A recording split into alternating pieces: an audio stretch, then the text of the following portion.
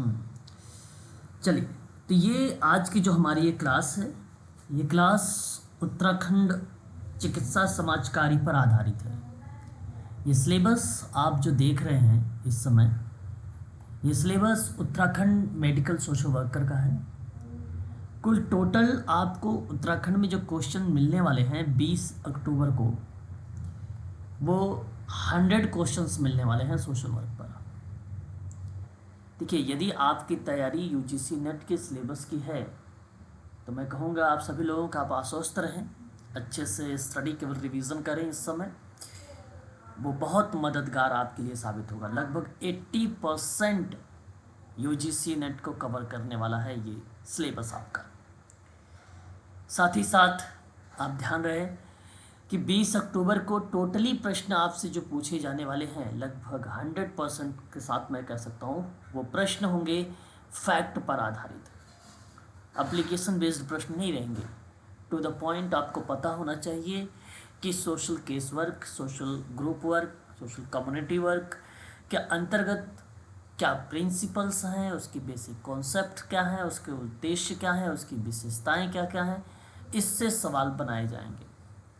मैं आप लोगों से लास्ट टाइम में जो उत्तराखंड का पेपर हुआ है सोशल वर्क का, वो मैं सॉल्व करवाऊंगा, ठीक है, आप सबसे, ताकि आपको ये आइडिया मिले कि जो लास्ट समय में या विगत वर्ष में जो प्रश्न उत्तराखंड के पूछे गए, उसी तरीके से आगामी 20 अक्टूबर 2024 को भी आप लोगों से ऐसे ही प्रश्न पूछे जाएंगे।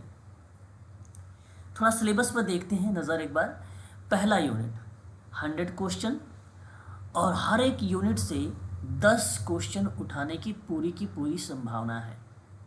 ध्यान रखेंगे आप सभी लोग। और हर एक यूनिट अपने आप में एक महत्वपूर्ण पॉइंट्स के रूप में या एक महत्वपूर्ण तथ्य के रूप में जाने जाएंगे। पहली यूनिट कहता है कि प्रिंसिपल ऑफ सोशल वर्क। इसका मतलब है कि समाजकारी का सिद्धांत। तो आपको समाजकारी के सिद्धांत तो पढ़ने ही हैं, साथ ही साथ आपको समाजकारी का बेसिक कॉन्सेप्ट पता होना चाहिए। समाजकारी क्या है, उसके उद्देश्य क्या हैं, उसकी विशेषताएं क्या हैं, ठीक है, उसकी पद्धतियां कौन कौन सी हैं, प्रविधि कौन सी हैं, और कौन कौन से उपकरण हैं सोशल वर्क के। ये सारी चीज़ें प्रिंसिपल ऑफ सोशल वर्क कह देने से सारे के सारी चीज़ें इन्वॉल्व हो जाती हैं। अच्छा, मैं बता दूं, पूरी यूनिट की मेरे पास पीडीएफ है। ये किसी भी बच्चों को अगर नहीं पहुंचा है वो पीडीएफ, नाम लिख के अगर देंगे तो मैं आपको आसानी से आइडेंटिफाई करके वहाँ पे दे दूँगा। और हालांकि आपके ग्रुप में पूरी पीडीएफ पहुंची हुई है टेलीग्राम पर, आप उसे अवश्य देखें सभी लोग। मैं उत्तराखंड की ये दूसरा बैच चलाया हूँ, ठीक है, तो उत्तराखंड की मैंने क्लासेस लिया है और बच्चों ने पॉजिटिव रिजल्ट दिया है। जितना चीज़ें मैं करवाता हूँ वही बेसिकली एग्ज़ाम में देखने को भी मिला है ना। लास्ट टाइम ऐसे ही कुछ हुआ था, अच्छा रिस्पॉन्स आया हुआ था बच्चों का। और सोशल सर्विसेज है। सोशल सर्विसेज का मतलब होता है सामाजिक सेवा, सोशल वेलफेयर है, सोशल एक्शन है। देखिए, सोशल सर्विस में आपको इसकी परिभाषा पता होना चाहिए कि सोशल सर्विस होता क्या है। जो स्वयं से किया जाए या स्वयं इच्छा से किया जाए आपको, वो सामाजिक सेवा कहलाती है। एक प्रकार से अपनी आपने इच्छा से कर दिया कोई एक्टिविटी सोशल वर्क में, तो वो सोशल सर्विस के नाम से जानी जाती है। अब सोशल सर्विसेज तो बहुत सारी हैं, गवर्नमेंट ने बहुत सारी योजनाएं चलाई हैं, वो योजनाएं भी कहीं ना कहीं सोशल सर्विस को ही टच करती है। तो मैं आप सभी से कहूँगा कि सामाजिक सेवा अगर आपसे प्रश्न बने तो आप आसानी से बता सकते हैं। विशेष समूह को समर्थन और सहायता प्रदान करना, जनरली जो वंचित वर्ग के लोग हैं उनके लिए योजनाएं बनाना, वो कहलाती है आपकी सोशल सर्विस, है ना। व्यक्ति के रूप में, निजी के रूप में, निजी मतलब प्राइवेट, है ना, स्वतंत्र संगठनों के रूप में जब कोई क्रिया प्रोवाइड कराई जाती तो सोशल सर्विस कहलाती है ना। सोशल सर्विसेज या समाज सेवा एक ऐसा कार्य जो समाज की भलाई के लिए आप कर रहे हैं, ठीक है, लेकिन वो बेसिकली मेथड नहीं है। सोशल वर्क में मेथड वगैरह लागू होता है, सोशल सर्विस में नहीं। उसके बाद हमारे सामने एक शब्द आता है सोशल वेलफेयर। वेलफेयर मतलब होता है आप कल्याण, सामाजिक कल्याण के बारे में आपसे सवाल प्रश्न बना सकता है। काफ़ी इम्पोर्टेंट पॉइंट्स समाज कल्याण भी है, इसका मतलब है कि हमारे आसपास के लोगों के साथ सकारात्मक और सहायक संबंध बनाने और बनाए रखने को जब संदर्भित करे या उसके परिप्रेक्ष्य में बात करें, तो वह क्रियाएं बेसिकली आपकी क्या कहलाती हैं? सोशल वेलफेयर कहलाती हैं। ये आपको ध्यान में रखना होगा, ठीक है। और सोशल वेलफेयर का मतलब सिंपल है, इसका मोटो जानते हैं क्या होता है? समाज के कमज़ोर और पिछड़े वर्गों को बेहतर शिक्षा प्रदान करना और उनके सामाजिक और आर्थिक उत्थान हेतु जब कार्य होता है तो वो सोशल वेलफेयर कहलाता है ना। ये एक परिभाषा के रूप में आप डिफाइन कर सकते हैं, इनकी परिभाषाएं आपको पता होनी चाहिए। सोशल रिफॉर्म शब्द आप भलीभांति तरीके से जानते हैं और मैं इसकी क्लासेस बड़ी डीप में आप लोगों को प्रोवाइड कराया है ना। जितनी 19वीं शताब्दी के दौरान में समाज सुधार हुए थे, राजा राम मोहन राय जी का नाम, स्वामी विवेकानंद जी का नाम, परमहंस इत्यादि ऐसे बहुत सारे संस्थाएं हैं, साथ ही साथ उनके विचारक भी हैं, उनके वर्ष हैं। ये याद रख के जाना है आपको कि कौन सा विद्वान, ठीक है, कौन सी संस्था को लेकर बात किया है और उस संस्था का मोटो क्या रहा है। देखिए, अभी मैं कल की बात बताता हूँ। 22 अगस्त को पेपर हुआ था यूजीसी नेट सोशल वर्क का। एक सवाल आया हुआ था, मूर्ति पूजा का विरोध कौन कर रहा था, है ना। उस ऑप्शन में दिया गया था ब्रह्म समाज भी और आर्य समाज भी। एनटीए यूजीसी नेट ने अपनी कल फाइनल आंसर की जारी किया था और उसमें लिखा कि मूर्ति पूजा का विरोध करने के लिए ब्रह्म समाज भी रहा है और आर्य समाज का भी रोल रहा है। लेकिन प्राथमिकता के आधार पर अगर मैं बात करता हूँ आप लोगों से, इससे पहले एक बार और पेपर में सवाल आया हुआ था 22 अगस्त 2024 के अलावा एक बार और पेपर हुआ था और ठीक यही ऑप्शन थे। तो उस समय एनटीए ने प्राथमिकता दिया था आर्य समाज को लेकर, ठीक है। हालांकि अच्छा, आप लोगों में से ऐसा कोई स्टूडेंट है जिसने 22 अगस्त को पेपर दिया हो यूजीसी नेट सोशल वर्क का? कोई भी स्टूडेंट है क्या कोई इस समय ग्रुप में? नहीं सर। नहीं हो, ओके चलो कोई बात नहीं, फिलहाल ऐसी चीज़ों को ध्यान में रखना। उसके बाद कहता है ये जितनी भी संस्थाएं हैं इसको आप ज़रूर पढ़ के जाइएगा। इसकी पीडीएफ भी है मेरे पास, इसकी वीडियोस भी है मेरे पास। प्लीज़ आप इसे ज़रूर ध्यान रखिएगा क्योंकि ये लगभग 2 या 3 क्लासेस मैंने आप लोगों को प्रोवाइड कराया है इसमें। And social policies, very very most important point, social policies, क्योंकि आजकल यही चल रहा है। सोशल पॉलिसीज़ एडमिनिस्ट्रेशंस के लिए बेसिकली जाना जाता है। रीज़न क्या रहा कि आपके उत्तराखंड में आ गया ये पॉइंट। हर एक पॉइंट, ये जो हर एक सिलेबस है मेडिकल सोशल वर्क की, चाहे वो एम्स का हो, चाहे वो उत्तराखंड का हो या SGPGI का ही क्यों ना हो, ठीक है, लखनऊ का, तो उन सभी परीक्षाओं में या उन सभी जगहों पर बेसिकली ये सोशल पॉलिसीज़ डाली जाती हैं क्योंकि सामाजिक नीति पर ये बात करता है कि समाज की नीति क्या हो सकती है लोगों को समाज की मुख्य धारा से जोड़ने के संदर्भ में। यहाँ मेरा कहने का आशय आप लोगों से ये है कि सामाजिक नीति का मतलब है सरकार या संस्थागत एजेंसी की वह योजना या क्रिया जिसका मकसद समाज में सुधार करना होता है। सामाजिक नीति ना दिशा निर्देश देती है, ठीक है, सिद्धांत, कानून और गतिविधियों को शामिल करती है। इसका मकसद होता है मानव कल्याण के लिए अनुकूल जीवन स्थिति बनाना। मानव कल्याण के लिए अनुकूल जीवन स्थिति बनाना, ये सामाजिक नीति का मकसद होता है। कहने का उद्देश्य मेरा ये है कि सामाजिक समस्याओं को संबोधित करना और उसमें सुधार करना सोशल पॉलिसीज़ का एक अहम रोल होता है। ये बात ध्यान रखें। सामाजिक नीति से जुड़े जानते हैं क्षेत्र कौन कौन से आते हैं?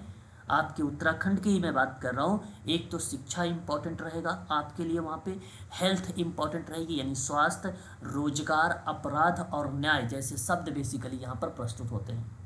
यही सोशल पॉलिसीज़ की कल्पना सबसे पहले सन 1940 में किया गया था, याद रखेंगे ये फैक्ट भी।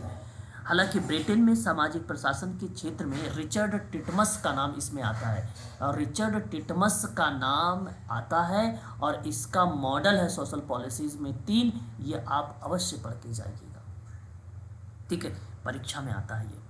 तो मैं आशा करता हूँ कि यूनिट नंबर 1 से मैं जितनी भी बातें आपको भी बताया हूँ आपको समझ में आया होगा और ज़रूर आप फोकस करेंगे ऐसे पॉइंट्स को, है ना। तो प्लीज़ अपने कॉपी पेन साथ में रखें, हर एक तथ्यों को नोट भी करते चलें।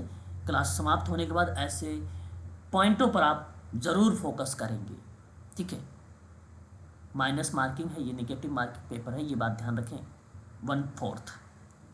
ठीक है, पॉइंट नंबर सेकंड की बात करते हैं। पॉइंट नंबर सेकंड में आते हैं हम लोग, यूनिट यानी सेकंड आपके सामने।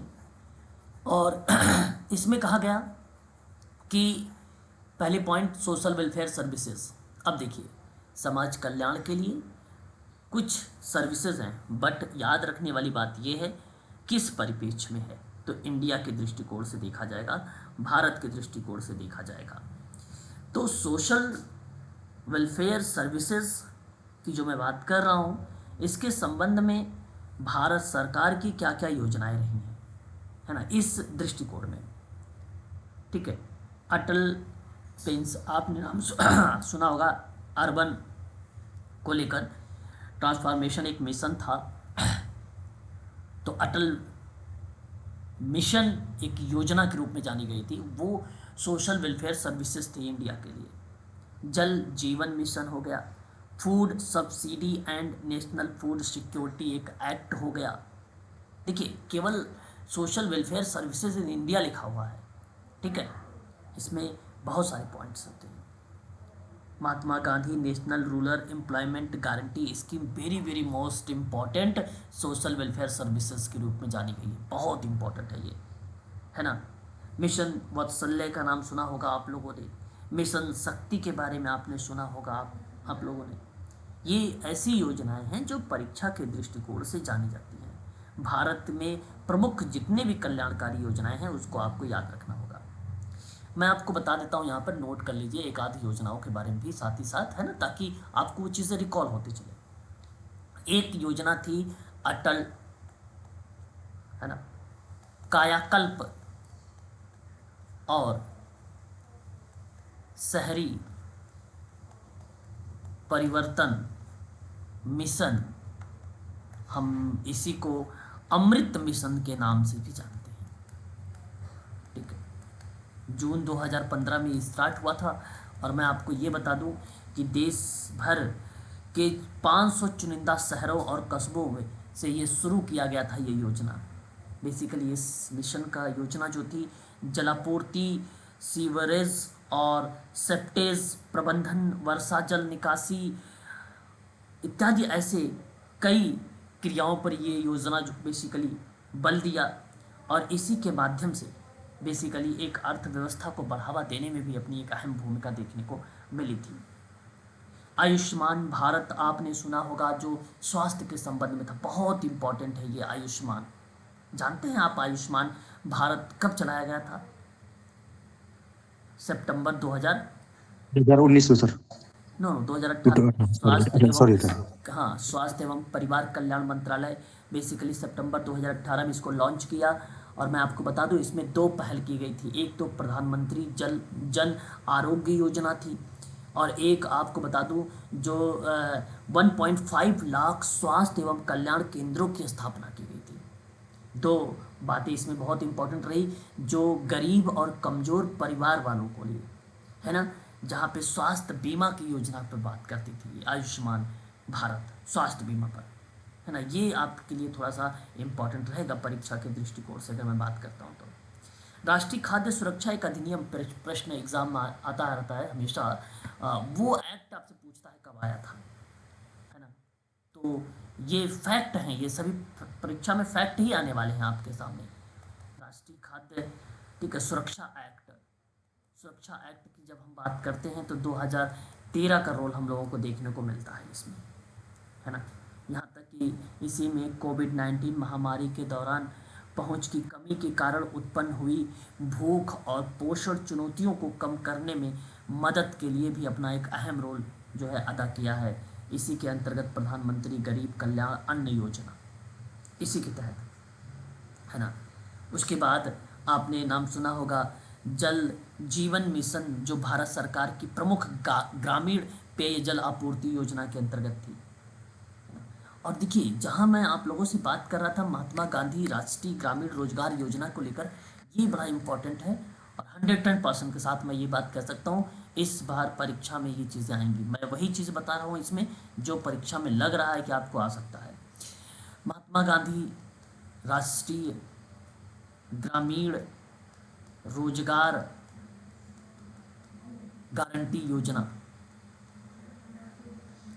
आपको पता होगा इस योजना के बारे में। हालांकि जब हम इसे एक्ट के रूप में रिप्रेजेंट किए तो यह एक्ट 2005 में के बाद जो है 2006 में स्टार्ट हुआ, शुरू हो गया। ग्रामीण विकास मंत्रालय की सबसे बड़ी योजना अगर कोई है तो महात्मा गांधी राष्ट्रीय ग्रामीण रोजगार गारंटी योजना, जिसको आप लोग मनरेगा कहते हैं। मैं आपको बता दूं, भारत सरकार की प्रमुख योजना जो काम मांग करने वाले प्रत्येक ग्रामीण परिवार को एक वित्तीय वर्ष में कम से कम 100 दिनों का गारंटीकृत मजदूरी रोजगार उपलब्ध कराता है। 100 दिनों का, ये पेपर में बनता है, 100 दिनों का जो है गारंटीकृत मजदूरी रोजगार उपलब्ध कराने में किस योजना का भूमिका देखने को मिली है, तो वो मनरेगा का मिलेगा, ऑप्शन में, है ना। ये आपको ध्यान रखना होगा इसमें, ठीक है। आपको बता दें, मिशन शक्ति स्टार्ट हुआ था अप्रैल 2022 में। मिशन शक्ति की अगर बात होती है तो ये 2022 में लागू किया गया था। ये भी आप ध्यान रखिए, भारत सरकार ने महिला की सुरक्षा, संरक्षा और सशक्तिकरण के लिए एक व्यापक योजना के रूप में एक एकीकृत महिला सशक्तिकरण कार्यक्रम, जिसका नाम मिशन शक्ति का नाम से जाना गया या संबोधित किया गया, ये 2022 का था, ठीक है। तो ये भी चीज़ें आपको ध्यान में रखना होगा। राष्ट्रीय स्वास्थ्य मिशन था जो बेसिकली 2013 में चलाया गया था, राष्ट्रीय स्वास्थ्य मिशन, ठीक है। स्वास्थ्य मिशन जो 2013 में चलाया गया था, है ना। ये भी आपको ध्यान में रखना होगा इसके संदर्भ में, ठीक है। प्रधानमंत्री आवास योजना थी, ग्रामीण परिप्रेक्ष्य को ले सभी के, आप मतलब सरकार कहती थी सभी के पास आवास हो, तो वो बेसिकली प्रधानमंत्री आवास योजना के अंतर्गत ये बात कही गई। और ये योजना मैं आपको बता दूं, शुरुआत हुई थी 1996 में। ग्रामीण आवास योजना, इंदिरा आवास योजना के पुनर्गठित के बाद नवंबर 2016 में ये बेसिकली दोबारा से आप ये कह सकते हो आई, 2016 से, और ये ग्रामीण विकास मंत्रालय के द्वारा क्रियान्वित किया गया था, ठीक है। प्रधानमंत्री जन धन योजना का नाम आप लोगों ने सुना होगा, बड़ा फेमस हुआ था ये, है ना। और ये बात मैं आप लोगों से कर रहा हूँ कब की, 2014 की, जिस समय बीजेपी की सरकार आई थी, और उसी समय जन धन योजना भी चलाई गई थी 2014 में, कि सभी के जो भ्रष्टाचार के पैसे हैं वो सभी के खाते में डाल दिए जाएंगे। क्यों, आप लोगों ने सुना भी होगा, है ना। तो ये चीज़ें आपको ध्यान में रखना होगा इसके परिप्रेक्ष्य में। प्रधानमंत्री किसान सम्मान योजनाएं थी, है ना, वो 1 दिसंबर 2018 को। इसी तरीके से कई ऐसी योजनाएं हैं जो बेसिकली एक अहम रोल अपना प्ले किए हैं। ये चीज़ें आप लोग ध्यान रखिएगा, ठीक है। आगे बढ़ते हैं। अब समझ में आ रहा है सभी लोगों को जो मैं चीज़ें डिस्कस कर रहा हूँ आप लोगों से? जी सर। है ना, चलिए फिर तो बहुत अच्छी बात है। रोल ऑफ वॉलेंट्री एजेंसी, देखिए एजेंसीज का मतलब होता है अभिकरण, और एजेंसीज की अभी मैंने हालांकि तब डेट नहीं आई थी, ये क्लास चलाया था एमपी सेट की सोशोलॉजी में, एजेंसी का रोल, है ना, उसमें प्ले किया था, और उसमें मैंने उन लोगों को बताया था एजेंसीज क्या होती हैं। चलिए जरा एक बार एजेंसीज पे नज़र डालेंगे आप लोग, क्या एक बार अपने विचार प्रकट करें एजेंसी क्या हो सकती हैं प्लीज़। बाकी तो मैं आप लोगों को बताऊंगा ये एजेंसी के बारे में। कोई भी स्टूडेंट जो अपनी राय व्यक्त कर सकता है यहाँ पर एजेंसीज के बारे में कोई भी इशू। स्वैच्छिक संस्थाएं जैसे होती हैं, एनजीओ एनजीओ वगैरह सब स्वैच्छिक संस्थाएं। ओके, एजेंसी की मैं बात करूं आप लोगों से, तो व्यक्तियों की एक स्वतंत्र पसंद बनाने की क्षमता या स्वतंत्र रूप से कार्य करने की क्रिया को हम लोग एजेंसी के रूप में जानेंगे। हालांकि समाज कार्य में व्यक्तियों की ना स्वतंत्र पसंद बनाने की क्षमता और स्वतंत्र रूप से कार्य करने को हम लोग एजेंसी कहते हैं। ठीक इसी के विपरीत सामाजिक संरचना के अंतर्गत जो प्रभाव के कुछ कारक रहे हैं, जैसे सामाजिक वर्ग रहा है, धर्म रहा है, लिंग रहा है, जाति रही है, रीति रिवाज रहा है, क्षमता रही इत्यादि, जो एक एजेंट और उनकी निर्णयों को निर्धारित करती है, सीमित करती है, उस प्रक्रिया में बताया गया। नाम बताया था उसमें कि मार्टिन हैक्सन का नाम है। एजेंसी को बेसिकली कितने भागों में डिवाइड किया था? 3 भागों में, है ना। सा आप लोगों ने देखा भी होगा, तो सुना होगा, नहीं तो आप यहाँ से दोबारा से सुन लीजिए एक बार कि मार्टिन हैक्सन एक नाम आता है। और मार्टिन हैक्सन महोदय ने एजेंसी को 3 भागों में बांटा और एक का नाम रखा उसने जो है व्यक्तिगत, एक का नाम रखा उन्होंने व्यक्तिगत, और दूसरे का उन्होंने नाम रखा था प्रॉक्सी, और तीसरे का नाम उन्होंने रखा था सामूहिक। ये 3 तरीके के भागों में डिवाइड किया। देखिए, नाम से ही स्पष्ट हो जाता है कि जब कोई व्यक्ति अपनी तरफ से कार्य करता है तो ऐसी कार्य प्रविधि व्यक्ति की व्यक्तिगत एजेंसी हो जाती है। प्लीज एक बार म्यूट रहें सर, आपकी बैकग्राउंड आवाज आ रही है। जो भी स्टूडेंट है म्यूट रहेंगे तो मेरी बात आप अच्छे से स्पष्ट कर पाएंगे। अरविंद शर्मा। तो व्यक्तिगत का मतलब क्या होता है कि जब कोई व्यक्ति अपनी तरफ से कार्य करता है तो ऐसी कार्य प्रविधि व्यक्ति की व्यक्तिगत एजेंसी होती है। और ये बात आप पहले से ही पता है, आप सबको जानते भी हैं। अब देखो, जो प्रॉक्सी होता है, जब कोई व्यक्ति किसी नियोक्ता की तरफ से, नियोक्ता किसी नियोक्ता, ठीक है, देखो एम्प्लॉय एम्प्लॉयर आप लोगों ने नाम सुना होगा, ठीक है। जब कोई व्यक्ति किसी नियोक्ता की तरफ से कार्य करता है, अर्थात इसमें व्यक्ति अपनी इच्छा से नहीं कर रहा है, अपनी इच्छा से नहीं कर रहा है, बल्कि दूसरे की इच्छा से कर रहा है। आप एनजीओ में काम करते हो, ठीक है, एनजीओ में अब ये नहीं कि आप अपनी इच्छा से काम करोगे, जो एनजीओ का रोल है उसकी इच्छा के अनुसार काम करोगे आप, ठीक है। तो जहां आप दूसरे की इच्छा के अनुसार काम कर रहे हो उसे कहा जाता है प्रॉक्सी, ठीक है। और एक होता है सामूहिक। सामूहिक एजेंसी तब होती है जब लोग एक साथ कार्य करते हैं, जैसे सामाजिक आंदोलन काम करते हैं, है ना, सोशल मूवमेंट काम का, तो वो भी एक प्रकार के सामूहिकता के रूप में जाना जाता है। तो इस तरीके से ये है जो है मानी जाती है कि ये एजेंसीज है।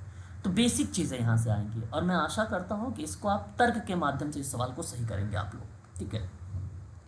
फिर उसके बाद आता है सोशल एक्शन। सोशल एक्शन देखो मैंने आपको पहले भी यहाँ पर बताया है, यहाँ पर भी देखिए सोशल एक्शन है, 2 जगह है। तो आपको सोशल एक्शन में तो पहला रोल तो आपको पता है।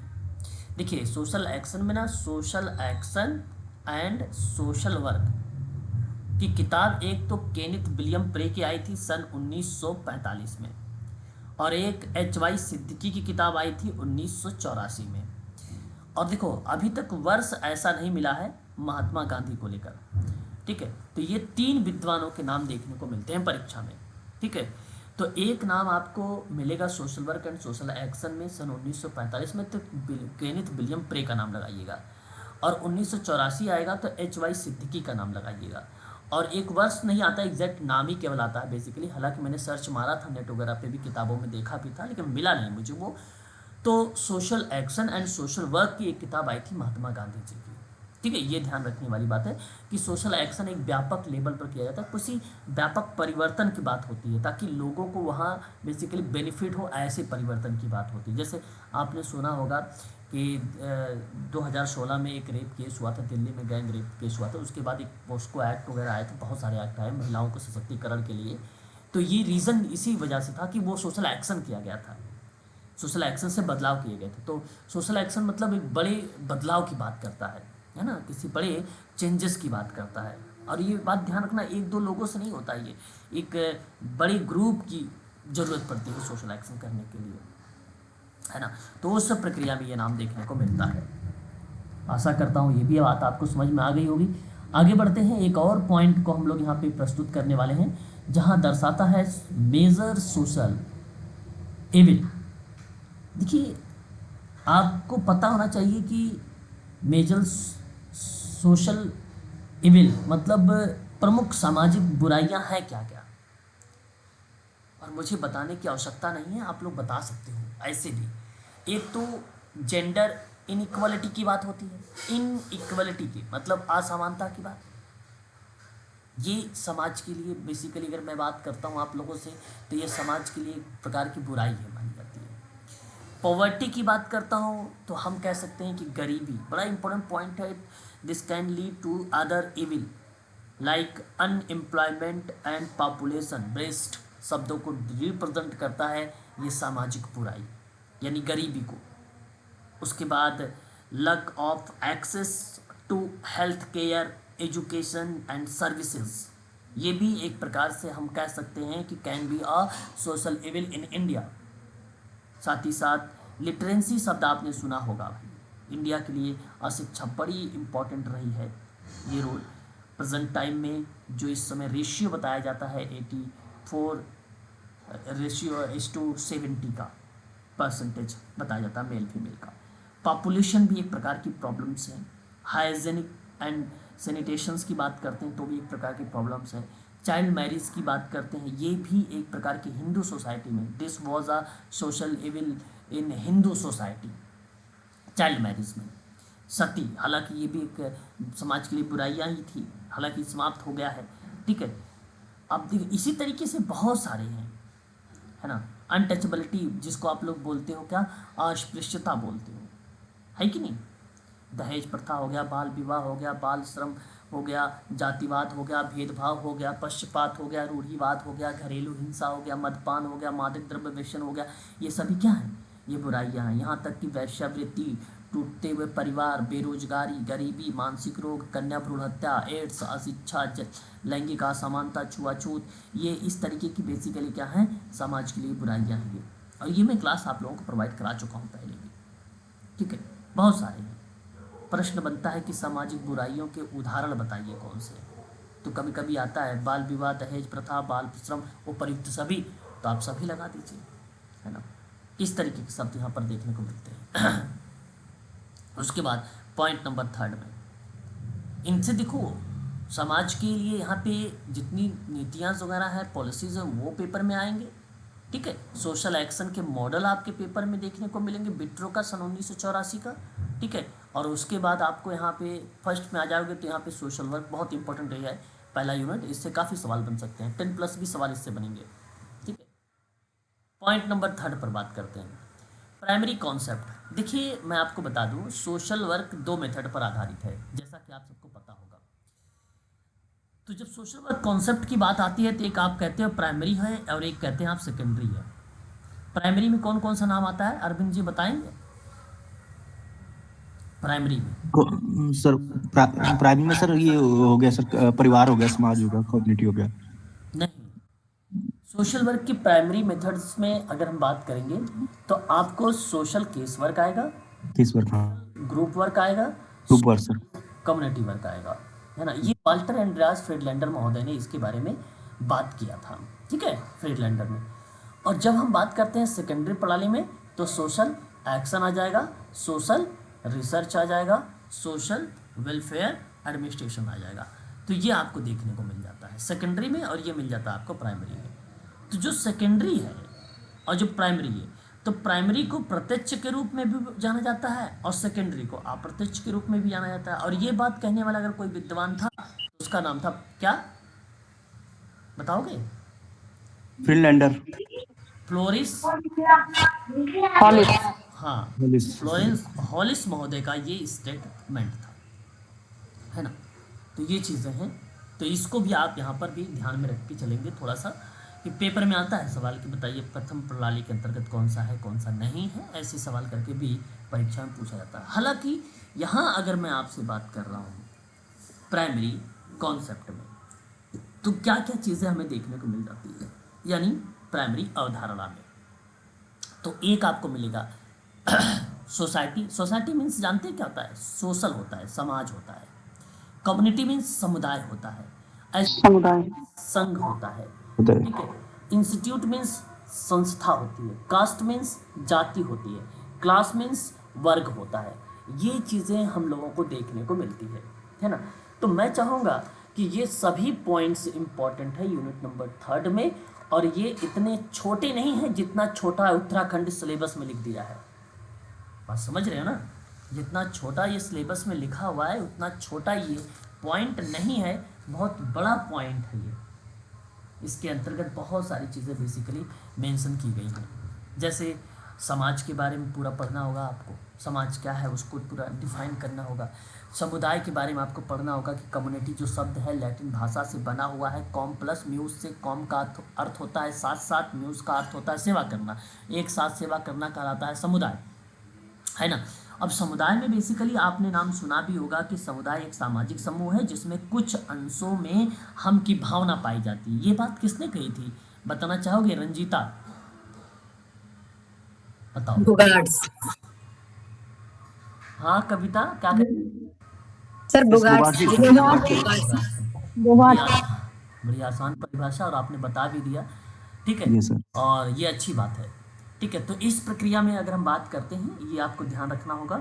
और इन्होंने, देखो मैं आपको बता दूं, मैकआइवर पेज का भी एक स्टेटमेंट आता है, कहते हैं कि सामान्य क्षेत्र और उद्यम को होने की व्यक्तियों की भावना के रूप में जब परिभाषित किया, तो व्यक्ति की भावना, हम की भावना नहीं, पर्सन की भावना, फीलिंग, तो वो मैकआइवर पेज की परिभाषा बनेगी। जब प्रश्न बनेगा कि सबसे छोटा क्षेत्रीय समूह, तो छोटा क्षेत्रीय समूह, कीवर्ड कॉपी पर लिखते चलिए। छोटा क्षेत्रीय समूह का नाम आएगा तो किंग्सले डेविस का नाम आएगा। हम की भावना में नाम आएगा तो वो बोगार्ट्स का नाम आएगा। ये सब चीज़ें जो है आपको ध्यान रखना। समुदाय एक निश्चित भूभाग को डिफाइन करता है, एक सामान्य संस्कृति होती है कम्युनिटी में, भी फीलिंग होता है। अच्छा, कम्युनिटी मूर्त है या अमूर्त? कम्युनिटी मूर्त है, समाज अमूर्त। हाँ, समाज जो है अमूर्त है। तो अमूर्त मीन्स होता है अबस्ट्रैक्ट होता है, मूर्त मीन्स होता है कॉन्क्रीट, है ना। ऐसे शब्दों को भी ध्यान में रखिएगा। एक समुदाय का निश्चित नाम होता है, जैसे कोई जाति के आधार पे, या जैसे आप भील जाति हो गया, वो एक कम्युनिटी को नाम देता है, एक निश्चित नाम देता है ना। इत्यादि ऐसे बहुत सारी जो है बेसिकली आप जानते हैं, निश्चित नाम के आधार पर, है ना। बहुत सारी जनजातियाँ हैं। समुदाय का स्वतः विकास होता है, उद्देश्यों की पूर्ति के लिए करता है, आत्मनिर्भरता की भावना होती है, व्यक्तियों का समूह होता है। ये बेसिकली खास रोल देखने को मिला है इसमें, किसमें? कम्युनिटी में। ठीक है, कम्युनिटी में के कुछ आवश्यक एलिमेंट है, जैसे बोगार्ट्स ने 3 बातें बताई थी। एक निश्चित भूभाग का होना जरूरी है, एक सामाजिक समूह का होना जरूरी, एक हम की भावना का होना जरूरी है। ये बोगार्ट्स महोदय कहते थे। ठीक है, तो अलग अलग विद्वानों ने अलग अलग तरीके से कम्युनिटी को डिफाइन किया। और फिर कम्युनिटी के प्रकार को भी आपको देखना होगा कि एक कम्युनिटी ग्रामीण कम्युनिटी होती है, और एक कम्युनिटी जो होती है वो शहरी, जिसको हम लोग अर्बन का नाम डिफाइन करते हैं, है ना। तो इस प्रक्रिया में आपको ये चीज़ भी ध्यान में रखना होगा, जो चीज़ें मैंने अभी आप लोगों से यहाँ पर डिस्कस किया है। उसके बाद देखिए आपके सामने ठीक उसी प्रकार से एक शब्द आता है संघ। संघ मतलब होता है एसोसिएशन, क्या होता है इसके बारे में पढ़ना होगा।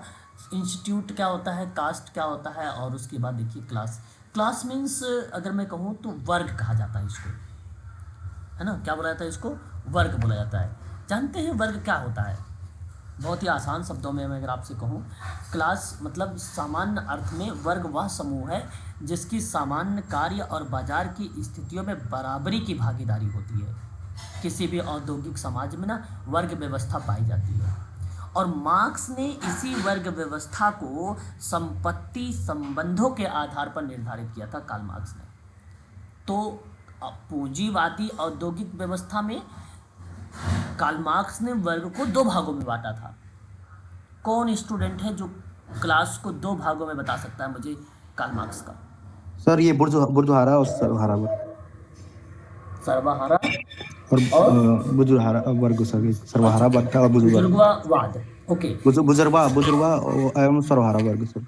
ठीक है। तो कहने का आशय, मतलब आपने सही बताया, तो वही शब्द बेसिकली पूंजीपति और श्रमिक वर्ग के रूप में स्थापित होती है। उत्पादन के साधनों पर पूंजीपति वर्ग का स्वामित्व होता है, और श्रमिक वर्ग अपनी मेहनत को पूंजी समाज में बेचकर अपनी जीविका पार्जित करता है। तो मार्क्स ने इसी वर्ग को सर्वहारा वर्ग कहा, इसी वर्ग को जो आपके द्वारा भी डिफाइन किया गया। तो कहने का आशय मेरा यही है कि एक समाज वर्ग समुदाय का वह भाग होता है जो सामाजिक परिस्थिति के आधार पर दूसरे से अलग किया जा सकता है। उस प्रक्रिया में इसका नाम हम लोग डिफाइन करते हैं कि ये वर्ग है। अब देखिए वर्ग बेसिकली होता क्या है। वर्ग एक परिस्थिति समूह माना जाता है, और एक वर्ग के लोगों की परिस्थितियां समान होती हैं। वर्ग एक श्रेणी का समूह होता है ना। वर्ग, ध्यान देने वाली बात यह है कि मैक्स वेबर ने कहा कि वर्ग के लोगों के जीवन अवसर समान होते हैं। वर्ग भी कई उपवर्गों में बटा होता है ना। तो ये बातें वर्ग को डिफाइन करती है। एक आपने नाम सुना होगा बोटोमोर का नाम। बोटोमोर ने 4 प्रकार के वर्ग बताए थे। एक उच्च वर्ग के लोग रहते हैं, एक मध्यम वर्ग के लोग रहते हैं, एक श्रमिक वर्ग के लोग रहते हैं, और एक कृषिक वर्ग बताए थे। 4 प्रकार के बोटोमोर ने वर्ग को डिफाइन किया था, बोटोमोर ने। ठीक है, तो अलग अलग बेसिकली विद्वानों ने अलग अलग तरीके से वर्ग को डिफाइन किया है। ठीक है, ये क्लास को, तो ये बात भी आपको ध्यान में रखना होगा। ठीक है, इसमें पूरी डीप नॉलेज रखनी पड़ेगी, आप लोगों को याद रखेंगे। उसके बाद देखिए social change and social control, unit number 4 में फैक्टर ऑफ सोशल चेंज की बात। देखिए यहाँ इसका जो सोशल चेंज है, कहने का आशय साफ होता है कि सामाजिक परिवर्तन की बात कर रहा है ये। सामाजिक परिवर्तन में एक आगबन की किताब आई थी, आप सभी लोगों ने नाम सुना होगा, 1922 में सोशल चेंज के नाम से ही एक कल्चर लैग की किताब आई थी। कल्चर लैग जानते हैं, सांस्कृतिक विलंब, शुद्ध हिंदी में सांस्कृतिक विलंबता कहा जाता है। सन 1922 में आगबर्न के द्वारा डिफाइन किया गया था। अब आगबर्न ने ही सोशल चेंज और सोशल कंट्रोल के बारे में बताया है, तो आपको पता होना चाहिए कि फैक्टर ऑफ सोशल चेंज के कौन कौन से हैं, थ्योरीज ऑफ सोशल चेंज के कौन कौन से, वेरी वेरी मोस्ट इंपॉर्टेंट, इससे पेपर में सवाल आएगा। ठीक है, और इवैल्यूएशंस एंड प्रोग्रेस की बात होगा, फॉर्मेशन और इंफॉर्मेशन एजेंसीज की बात होगी ऑफ कंट्रोल के लिए, मतलब औपचारिक और अनौपचारिक एजेंसियों के बारे में, है ना, यूनिट नंबर 4 में आएगा। ठीक है, तो बहुत इंपॉर्टेंट पॉइंट है यूनिट नंबर 4 भी, इसके भी कंटेंट आप लोगों के पास आसानी से उपलब्ध हो जाएंगे और आप लोगों को पता भी होंगे, है ना। यूनिट नंबर 5 पर बात करते हैं। देखिए welfare state and social planning in India. आशा करता हूँ कि भारत में कल्याणकारी राज्य और सामाजिक नियोजन का जो शब्द दिया गया है, इन्हीं शब्दों को लेकर परीक्षा में सवाल आपसे बनाए जा सकते हैं यूनिट नंबर 5 में, है ना। देखिए मैं आशा करता हूँ कि आप सबको पता होगा, इस सोशल वेलफेयर या सोशल स्टेट की जब बात होती है सोशल प्लानिंग को रिलेट कराने के लिए, तो मैं आपको कहूँगा सोशल प्लानिंग में Jawaharlal Nehru setup a national planning committee थी, सन 1938 में डेवलप हुई थी, 1938 में, है ना, वो जरूर याद रख जाइएगा।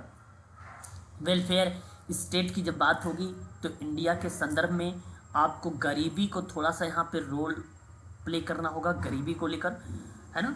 गरीबी क्या है, सोशल समाज में असमानताएं क्या हैं, इसके बारे में आपको थोड़ा सा पढ़ना होगा, और role in promoting the economic and social wellbeing its citizen को लेकर भी जिक्र किया जा सकता है welfare state and social planning in India में, है ना।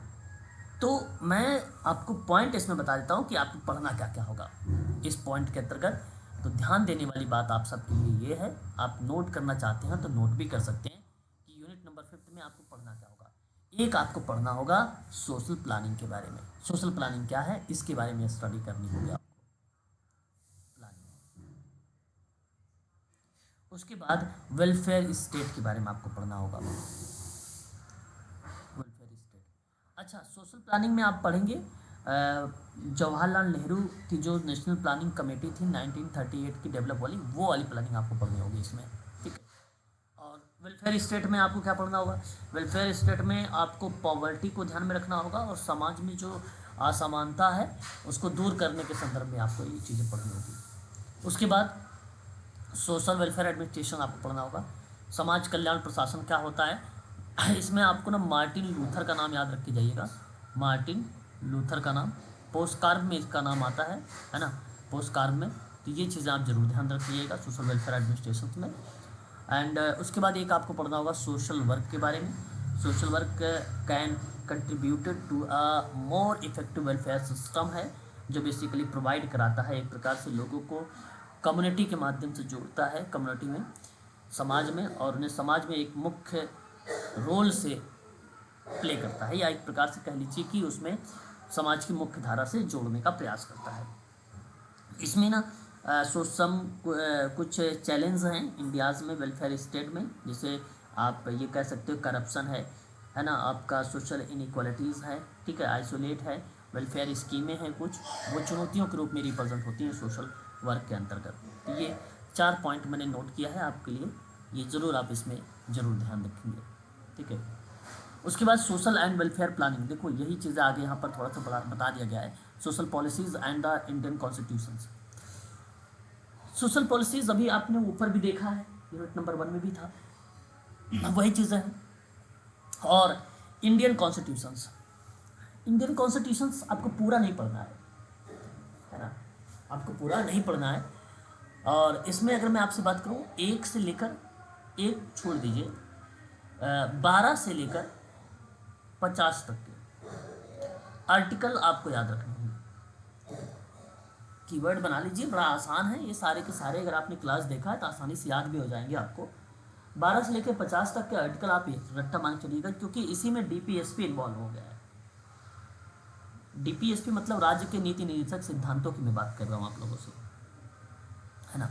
तो वो बेसिकली बहुत इंपॉर्टेंट है, और वो चीज़ें इसके अंतर्गत आपको इन्वॉल्व किए जाएंगे, वो पढ़ के जाइएगा। भाग क्या है इंडियन कॉन्स्टिट्यूशन के, ठीक है, प्रस्तावना क्या है उसकी, ठीक है, ये अनुसूची कौन कौन सी है ये, ठीक है, और आर्टिकल तो मैंने आपको बता ही दिया है, ठीक है। स्रोत कहाँ कहाँ से लिए गए हैं ये आपको पढ़ना होगा, ठीक है। रिसोर्सेज इंडियन कॉन्स्टिट्यूशन के कौन कौन से हैं ये ज़रूर आप पढ़ के जाइएगा इसके संदर्भ में, ठीक है। और बेसिक जानकारी जैसे इंडियन कॉन्स्टिट्यूशन में बेसिकली कब बातचीत हुई इसको लेकर, ठीक है, प्रारूप समिति के अध्यक्ष कौन रहे हैं, इस तरीके से 2-4 बातचीत भी आप लोग ज़रूर देखिएगा। मैंने इसकी वीडियो भी आप लोगों को प्रोवाइड कराया है, ठीक है, वो सारी चीज़ें आपके पास हैं, तो ये चीज़ आप ज़रूर देखेंगे। यूनिट नंबर 6 में social research, social work research क्या है, सोशल सर्वे क्या है, सोशल रिसर्च डिज़ाइन क्या है, हाइपोथेसिस क्या है, सैम्पलिंग मेथड क्या है, मेथड ऑफ डेटा कलेक्शन क्या है। कहने का मतलब मेरा ये है, सामाजिक अनुसंधान में और समाज कार्य अनुसंधान में थोड़े से अंतर को आप लोगों को डिफाइन करना पड़ेगा, है ना। कहने का देखो बहुत ही सिंपल बात है, और मैं चाहूँगा कि आप सबको ये चीज़ें पता भी होंगी। सोशल रिसर्च और सोशल वर्क रिसर्च में अंतर है ना, ये हमें अंतर देखने को मिलता है। देखिए, अगर मैं आपसे बात करता हूँ सामाजिक अनुसंधान में, तो आप सब लोग को पता है कि सामाजिक घटनाओं और तथ्यों के बारे में जानकारी हासिल करना, ज्ञान को बढ़ाना, सिद्धांत और नियम में सुधार करने का काम जो है वो सोशल रिसर्च करता है। सामाजिक या सोशल रिसर्च में सामाजिक वैज्ञानिक व्यवस्थित योजनाओं के तहत काम किया जाता है। सामाजिक अनुसंधान की पद्धतियों को हम 2 भागों में बांट सकते हैं, एक मात्रात्मक और एक गुणात्मक रिसर्च में। ये सोशल रिसर्च है। फिर आप सोच रहे होंगे कि सर सोशल वर्क रिसर्च क्या है।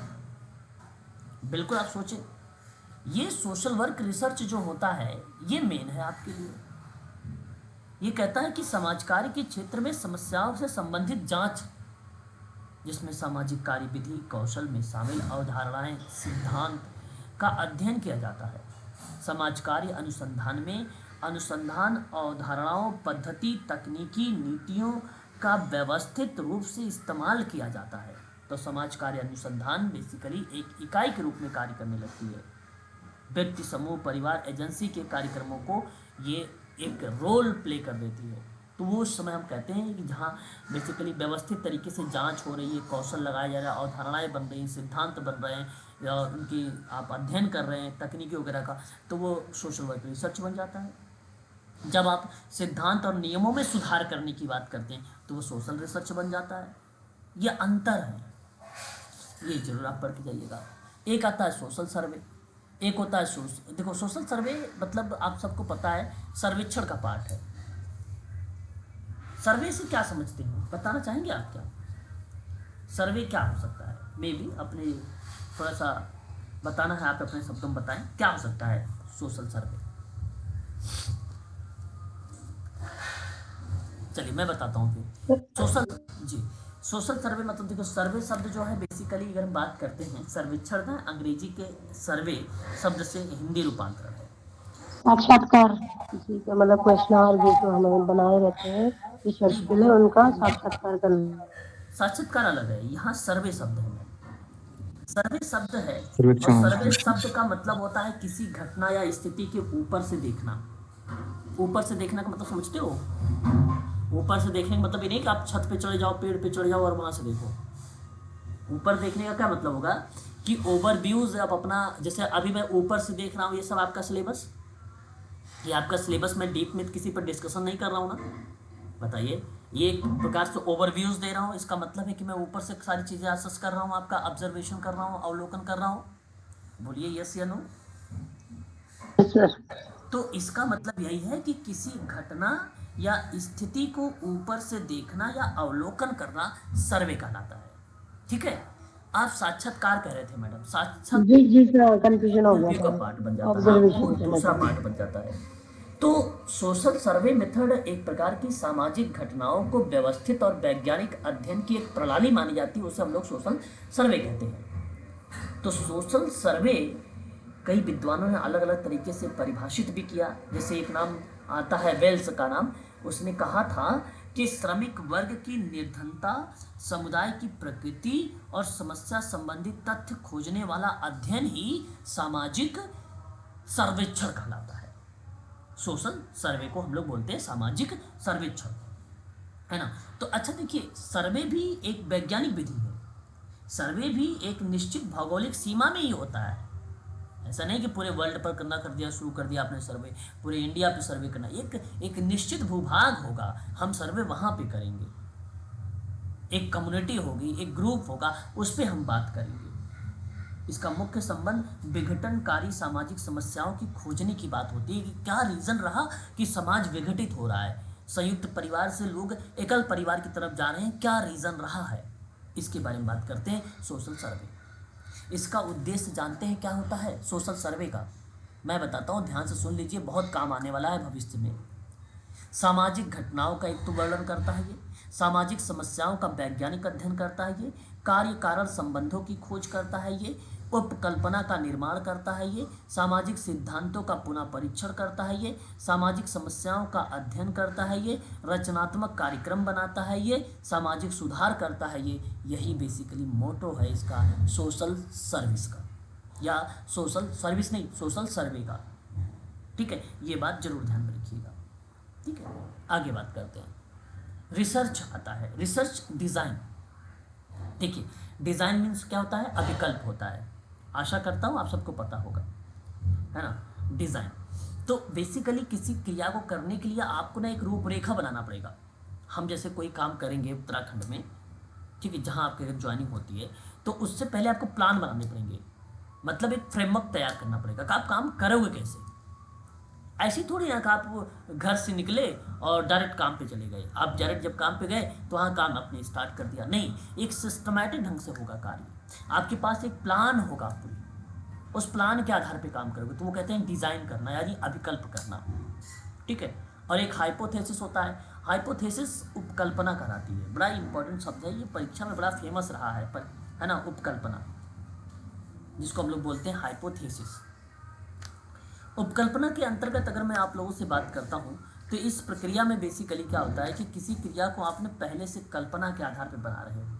हाइपोथेसिस कल्पना के आधार पर बेसिकली डिफाइन कर रहे हो। मेरे कहने का आशय ये है कि किसी घटना की व्याख्या करने वाला कोई सुझाव या तर्कपूर्ण विचार करना। अगर कोई सुझाव कर रहा है, दे रहा है, या सुझाव के आधार पे कोई क्रिया हो रही है, या तर्कपूर्ण विचार करके कोई क्रिया कर रहे हो, तो वो बेसिकली क्या है? हाइपोथेसिस है, उपकल्पना है।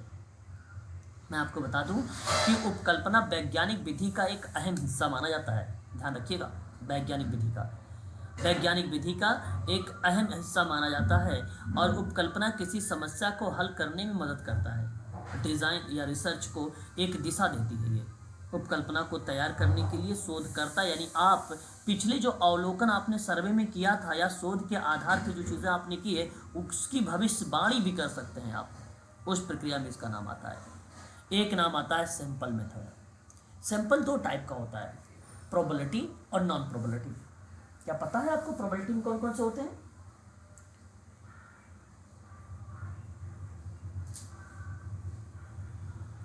बताएंगे आप प्लीज? नहीं पता है? अरे नहीं पता है तो बोली, तुम्हें बताता हूँ। सर याद नहीं है यार। ओके। सर एक क्या देखिए क्या सर एक बात क्या पूछा सर?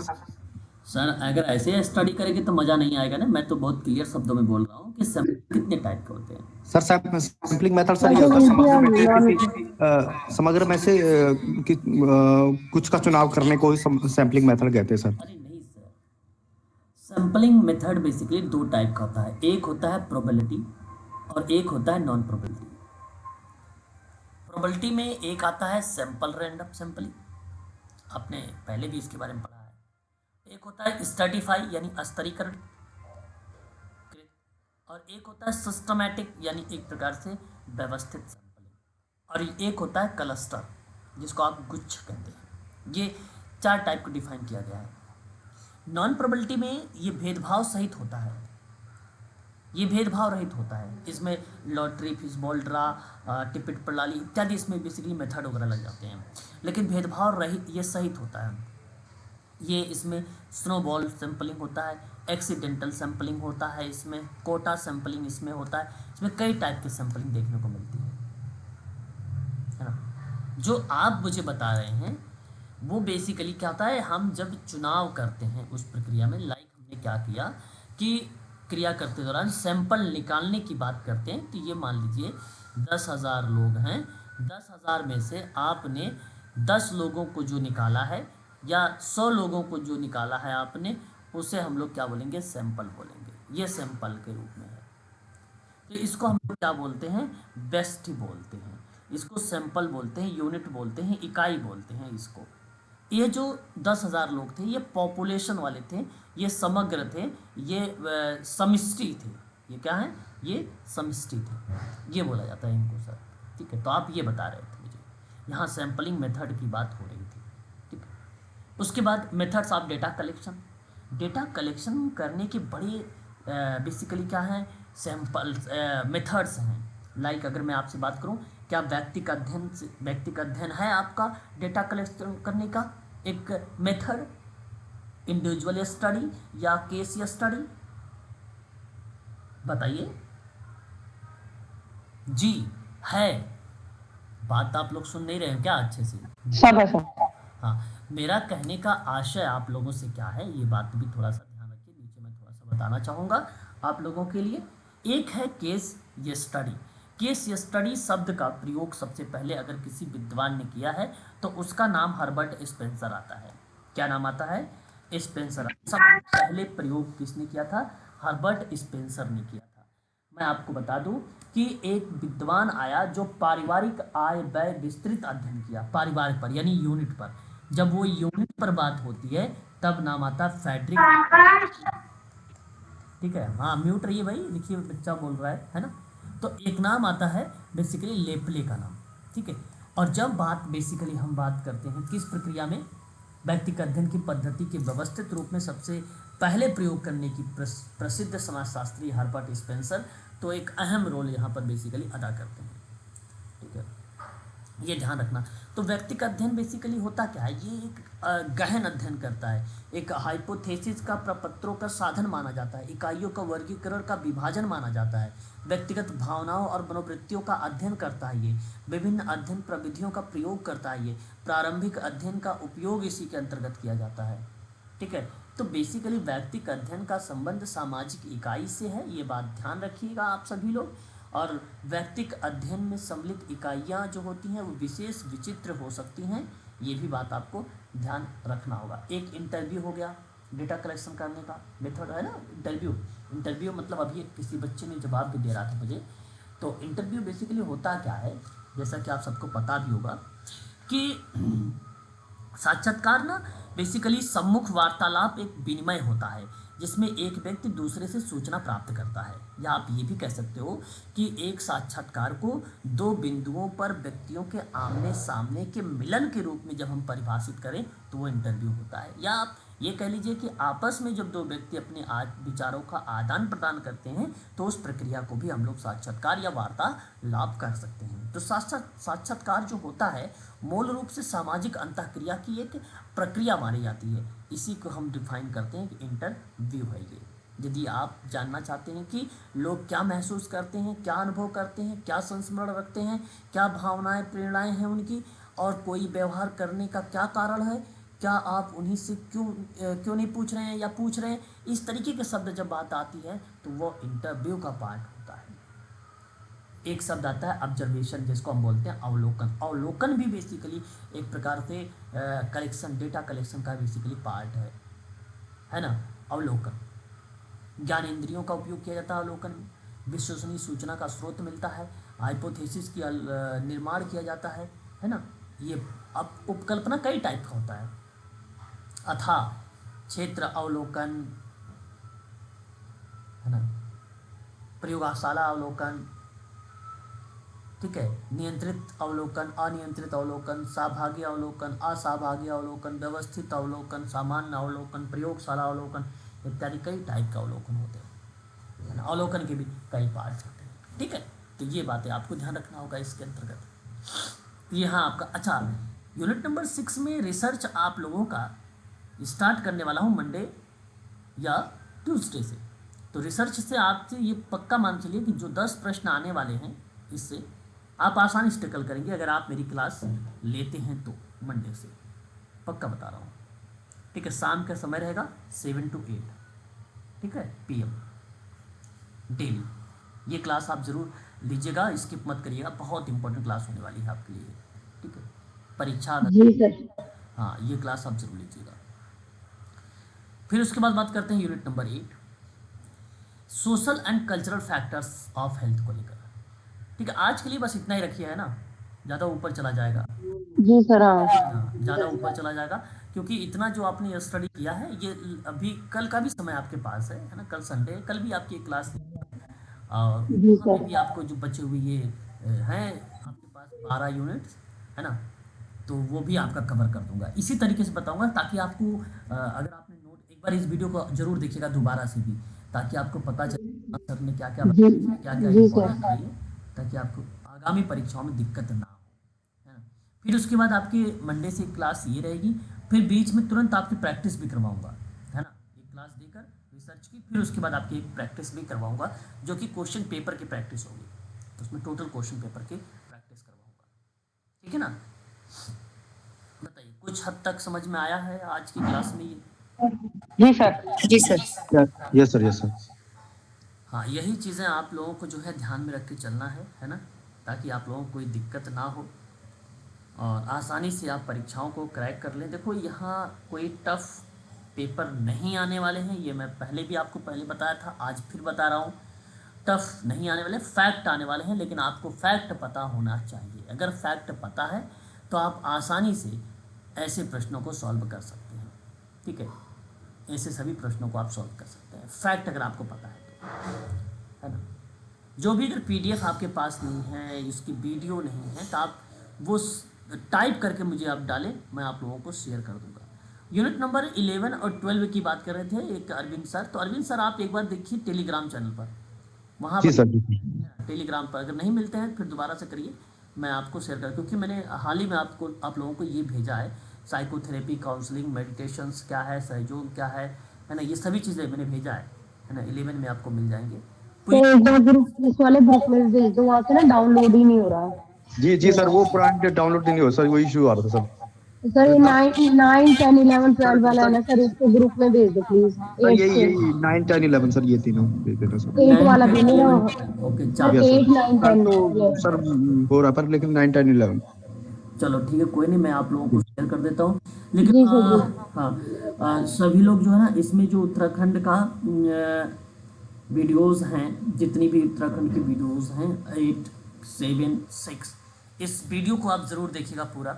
जी सर। जो बची हुई आपकी यूनिट्स हैं उत्तराखंड की, वो यूनिट्स भी मैं आप लोगों को जो है आज शेयर कर दूंगा, आप आसानी से देख लीजिएगा। अच्छा, एम्स का अगर कोई वीडियोस मिल जाता है आपके पास तो उसको भी स्किप नहीं करना है, एम्स के भी आप लोगों को देखने हैं, ठीक है ना। एम्स का भी यूजीसी जी सर। में अगर मैंने कोई आपको डाल दिया है तो यूजीसी नेट के भी आपको देखने हैं, ठीक है। वो भी मैंने मॉक टेस्ट भी करवाए थे, है ना, उस मॉक टेस्ट को भी आप लोगों को जो है शीन करना होगा, ठीक है। जितने भी मैंने मॉक टेस्ट आप लोगों को करवाए हैं वो भी आप लोगों को शेयर वहाँ पे देखना होगा। उत्तराखंड के खासकर मॉक टेस्ट मैंने करवाए हैं, कई क्लासेस मैंने प्रोवाइड कराए हैं, उसे आप लोग ज़रूर देखिएगा, ठीक है। सर जी सर। तो चलिए आज के लिए बस इतना ही रखते हैं। Thank you sir. हाँ, जो भी चीज़ें होंगी मैं Thank you, आपको sir. अपडेट करता रहूँगा। Thank you so much. Happy Dussehra everyone. चलिए, आप सभी लोगों को दशहरा की हार्दिक थैंक्स। शुभकामनाएं।